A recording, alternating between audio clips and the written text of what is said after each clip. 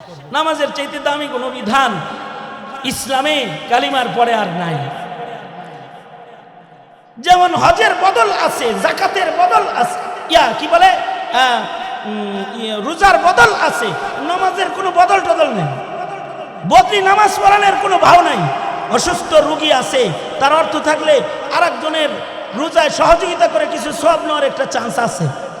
অনেক সময় এরকম সমস্যা হয়ে যায়, রোগী এতই অসুস্থ যে নিজে রোজা রাখতে পারতেছে না, তখন আলেমরা বলে নিজে যেহেতু রোজা রাখতে পারেন না, একটা ভালো মানুষে আপনার পক্ষ থেকে ভালো রোজা রাখার আয়োজন করে দেওয়া হইলো একটু রোজায়, আপনি সওয়াবের ভাগ ধরেন। কিন্তু নামাজের ভাগ, নামাজের বিধানটা এটা এড়ায় যাওয়ার মতো কোনো সুযোগ মওত ছাড়া অন্য কোনো অবস্থা দিয়ে আর নাই। নারীদের জেহাদে যাইতে হয় না, বাচ্চাদের জেহাদে যাইতে হয় না, অসুস্থদের জেহাদে যাইতে হয় না, কিন্তু নামাজ পড়তে হয়, তাদেরকে নামাজ আদায় করতে হয়। নামাজ এমন একটা বিধান যেটা দাঁড়িয়ে পড়তে না পারলে, অসুস্থ হলে বসে পড়তে হয়। ফাইন লাম তাস্তাতি ফাসাল্লি কাইমান, যদি তুমি অক্ষম হও তাহলে তুমি সাল্লি কাইমান, যদি অক্ষম হও তাহলে ফাসাল্লি কাইদান, বসে পড়ো। তাও যদি অক্ষম হয় ফাসাল্লি ইমান, তুমি ইশারায় হলেও পড়বা, এবং ওয়াক্তের নামাজ ওয়াক্ত মতোই পড়বা, এক ওয়াক্তের নামাজ আর এক ওয়াক্তে নিবা। ইন্নাস সালাতা কানাত আলাল মুমিনিনা কিতাবাম মাওকুতা, নামাজের নির্ধারিত সময় আল্লাহ দান করেছেন। এই সময়গুলোতে নামাজ আদায় করাই আল্লাহ পাকের সবচেয়ে পছন্দের বিধান। নামাজের ভেতরেও কিছু সরদার নামাজ আছে, নামাজের ভেতরেও আলাদা কিছু গুরুত্বপূর্ণ নামাজ আছে, 5 ওয়াক্ত নামাজ। কিন্তু এর ভেতরে সরদার নামাজ আছে, যেটা সরদার ওয়াক্তে আদায় করা হয়। এর ভেতরে উজির নামাজ আছে, যেটাকে ওজির ওয়াক্তে আদায় করা হয়। কারণ ওয়াক্তেরও তো একটা সরদার আছে, ওয়াক্তের ভেতরে ভালো ওয়াক্ত আছে, আল্লাহর পছন্দের ওয়াক্ত, ওয়াক্তের ভেতরে সময়ের ভেতরে আল্লাহর পছন্দনীয় সময় আছে। এটা আল্লাহ পাকের বিধান। সব জিনিসের ভেতরে আল্লাহ তাআলা সরদার দান করেছেন। ফেরেশতাদের ভেতরে সরদার দান করেছেন জিবরাইল আলাইহিস সালাম। আল্লাহ তাআলা নবীদের ভেতরে সরদার দান করেছেন সাইয়্যিদুল মুরসালিন, আকায়ে নামদার, তাজদার মদিনা মুহাম্মাদুর রাসূলুল্লাহ সাল্লাল্লাহু আলাইহি ওয়াসাল্লাম, সাইয়্যিদুল মুরসালিন, তিনি মুরসালিনদের সরদার। ঘরের ভেতরে সরদার ঘর দান করেছেন বাইতুল আতিক, পাহাড়ের ভেতরে সরদার পাহাড় দান করেছেন। সাফা মারওয়া নূর সুর তুর সরদার পাহাড়ের নাম, দামি দামি পাহাড় দান করেছেন। পাথরের ভেতরে সরদার পাথর দান করেছেন হাজারুল আসওয়াদ, মাকামে ইব্রাহিম। জমিনের ভেতরে সরদার জমিন দান করেছেন। সব জমিনের দাম বেশি না, মসজিদের জমিনের মেলা দাম। যেগুলো আল্লাহর ঘর, জান্নাতের বাগান, সেগুলোর অনেক দাম। জমিনের ভেতরে প্রথম মসজিদ কাবা মসজিদ, মসজিদুল হারামের জমিনের আলাদা দাম। ও জমিন সরদার জমিন, ও জমিনে কেউ যদি একটা নেকি করে লক্ষ গুণ সব আমল নামায় জমা হয়ে যায়। সরদার জমিন 1 রাকাত নামাজ পড়লে লক্ষ রাকাতের সব জমা হয়ে যায়। হুদুদে হারাম, মক্কাতুল মুকাররমা, মদিনাতুল মুনাওয়ারা, সরদার আমির যেহেতু আছে, উজিরও আছে। মদিনাতুল মুনাওয়ারার জমিনেরও বড় দাম। মদিনার মসজিদের নামাজ পড়লেও এরকম বহুগুণ সওয়াব বৃদ্ধি হয়ে যায়। আল্লাহর রাসূল সাল্লাল্লাহু আলাইহি ওয়াসাল্লামের কবর ওখানে আছে, যে কবরটা আবার সরদার কবর। দুনিয়ার কোনো কবরের জন্য সফর করা জায়েজ নাই, কিন্তু শুধুই মাত্র কবর জিয়ারতের জন্য কবর কেন্দ্রিক সফর করার ইজাজত শরীয়ত ইসলামে নাই। কিন্তু সরদার কবর মদিনাতুল মুনাওয়ারায় ঘুমায় থাকা হায়াতুন নবী, যে কবরে শুয়ে আছেন, এই কবরের দিকে কেউ যদি সফর করে যায়, সে মকবুল মঞ্জুর হয়ে যায়। রাসূলের রওজায় আতহার পর্যন্ত যায় যদি নবীর কবরের সামনে দাঁড়ায়া যায়, আল্লাহর রাসূল বলেন, মান যারা কবরি ওয়াজাবাত লাহু শাফাআতি, আমার কবরের পারে যে এসে জিয়ারতে দাঁড়ায়া যাবে, তার দাঁড়ানোর সাথে সাথে আমি নবীর পরে তার জন্য শাফাআত করা ওয়াজিব হয়ে যায়। কবরের ভেতরে যেমন সরদার কবর আছে, ওরকম রাতের ভেতরে সরদার রজনী আছে। লাইলাতুল কদর ওয়া লায়ালিন আশর ওয়া লাইলাতুন নিসফি মিন শাবান, এগুলো সরদার রজনীর নাম। এই রজনীগুলোকেও আল্লাহ তাআলা সরদারি দান করেছেন। দিনের ভেতরে সরদার দিন আছে, ইয়াউমুল জুমআহ, সাইয়্যিদুল আইয়াম, ইয়াউমুল আরাফা, সরদার দিবস আল্লাহ তাআলা দান করেছেন।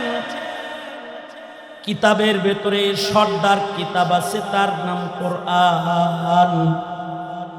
ওরকম 24 ঘন্টার ভেতরে সরদার দামি ঘন্টা আছে।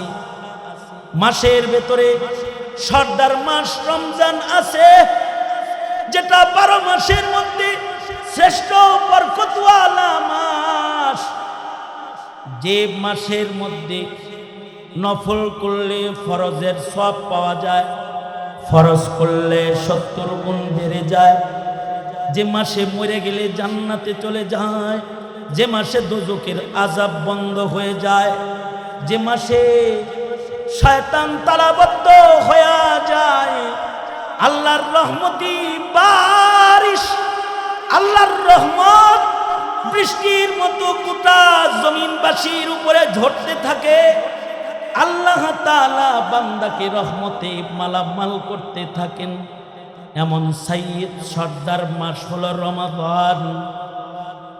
এই যে রমজান মাস অথবা সপ্তাহ, এর ভেতরে যে প্রতিদিন ও রাত্রের 24টা ঘন্টা সময় আছে, এ সময়ের ভেতরে সরদার সময় আছে, এ সময়ের ভেতরেও দামি সময় আছে।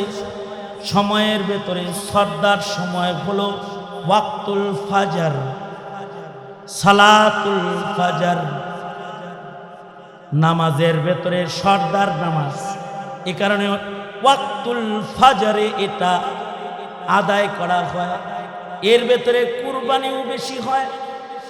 ঘুম থেকে জাগ্রত হয়ে লেপের নিচ থেকে বের হয়ে ঠান্ডা পানিতে ওযু করে জায়নামাজ মুসল্লা বিছায় আল্লাহর সামনে দাঁড়ায় যাইতে হয়। লম্বা কোরআনের তিলাওয়াতে আল্লাহকে খুশি করতে হয়। ইমাম মুসল্লায় দাঁড়ায় লম্বা লম্বা কেরাত শুরু করে দেয়। দুর্বল বদনে ঘুম থেকে উঠে আল্লাহর কালাম শুনে লম্বা নামাজ পড়ে তৃপ্ত পরিতৃপ্তি হয়ে আল্লাহ তাআলাকে খুশি করতে হয়। কুরবানি নামাজের জন্য বেশি, নামাজটা সরদার সময়ের নামাজ। এ কারণে 5 বেলার নামাজের ভেতরে সবচেয়ে দামি নামাজ হলো ফজরের নামাজ। সবচেয়ে দামি ফজর। আর ফজরের নামাজের ওয়াক্তের সময়, এই ওয়াক্তটাও মাকামে নবুওয়াত। এই ওয়াক্তের সময় আল্লাহ তাআলা পৃথিবীতে যত পয়গম্বরকে নবুওয়াত দান করেছেন, সালাতুল ফজরের সময় আল্লাহ তাআলা নবুওয়াত দান করেছেন নবীদের। আমাদের নবী আলাইহিস সালাতু ওয়াস সালামকেও ফজরের ওয়াক্তের সময় নবুওয়াত দান করেছেন। নামাজটা যেহেতু সরদার নামাজ, তাই এই নামাজের নামেও কোরআনে সূরা বিদ্যমান আছে, সূরাতুল ফজর। এর শুরুতেও ফজরের কসম আছে, ওয়াল ফজর। আমির সরদার যেহেতু আছে, ওজির ওয়াক্তও তো আছে। 24 ঘন্টার ভেতরে ওজির ওয়াক্ত ফজরের পরেই 24 ঘন্টার ভেতরে সবচেয়ে দামি সময় হলো আসরের সময়। ওয়াক্ত হিসাবে আসরের ওয়াক্তটা, আসরের ঘন্টাটা 24 ঘন্টার ভেতরে ফজরের ওয়াক্তের পরেই এই ওয়াক্তের মর্যাদা আর দাম। এ কারণেই ফজরে নবুওয়াতি আল্লাহ তাআলা দান করেছেন বটে, কিন্তু আসরের মাধ্যমে আল্লাহ তাআলা বান্দাদেরকে বেলায়েত দান করে। আসরের সময় বেলায়েত বন্টন হয়। এই কারণে ওলি বুজুর্গদের কাছে আসরের সুন্নতের অনেক দাম। এ কারণেই কুতবুদ্দিন বখতিয়ার কাকি রহমাতুল্লাহ আলাইহি উনি চাইতেছিলেন যে উনার জানাজাটা একটা ওলি বুজুর্গ পড়া, এটা উনি চাইতেছিলেন। ওলি বুজুর্গ জানাজা পড়াবে, সেই ওলি বুজুর্গটা যে ওলি বুজুর্গ, এইটা নির্বাচন পদ্ধতিটা কি হবে যে উনি ওলি? কুতবুদ্দিন বখতিয়ার কাকি রহমাতুল্লাহ আলাইহি উনি মৃত্যুর আগে ওসিয়ত করলেন, আমার জানাজা যিনি পড়াবে তার ভেতরে যে সকল গুণ থাকতে হবে, যেই গুণগুলো থাকলে আমার জানাজা পড়াতে পারবে, ইমাম হতে পারবে, তার ভেতরে একটা গুণ হলো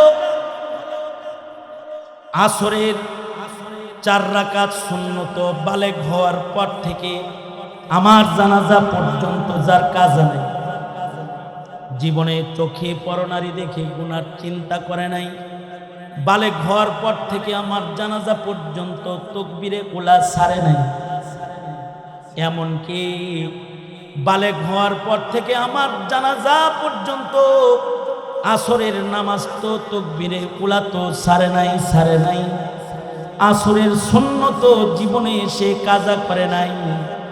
এমন মানুষ যদি জানাজার মাঠে পাও, তারে দিয়ে জানাজা পড়ায়া দিবা, আর যদি না পাও তাহলে বিনা জানাজায় কবর দিয়া দিবা।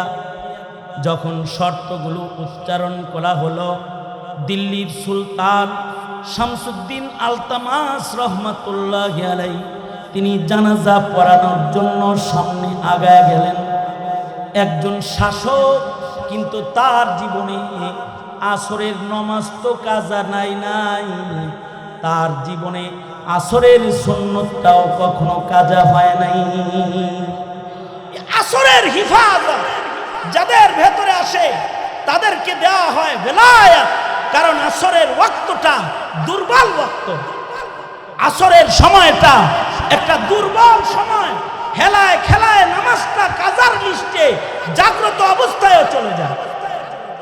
ঘুমন্ত অবস্থায় একটা নামাজ বেশি কাজা হয়, সে নামাজের নাম সালাতুল ফজর।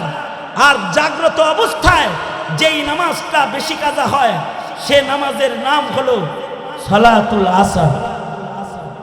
নাম সে হেমায়তপুর, ওখানে নামাজ পড়লেই ওয়াক্ত মতো পড়া হয়ে যেত। মনে মনে চিন্তা করছে, যাই বাসায় যাই হাত মুখ ধুইয়া পড়ি গা, রাস্তায় এসে দেখে এনে জাম লাগছে আলমনগর, আর ঢুকতে পারতেছে না।